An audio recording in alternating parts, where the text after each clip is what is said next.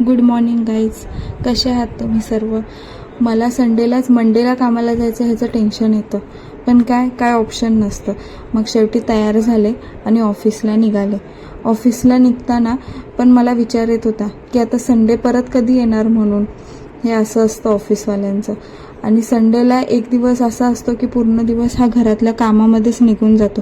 स्वतःसाठी काही वेळच मिळत नाही. तरी मी स्वतःसाठी वेळ काढण्याचा खूप प्रयत्न करते. आजकाल मी केस माझे खूप गळत आहेत, त्याच्यासाठी मी आवळा ज्यूस प्यायला चालू केलेला आहे. त्याची मी रेसिपी तुमच्यासोबत शेअर करेन.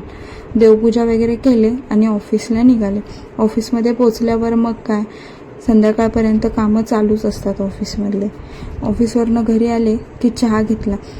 चहा पिल्याशिवाय काय माझी कामाची सुरुवातच होत नाही. चहा घेतला आणि जे संक्रांतीमध्ये सुगडी पुजतात, तर त्या सुगड्यांना मला खूप दिवसापासून मी विचार करत होते की त्याला काहीतरी असं कलर करावं.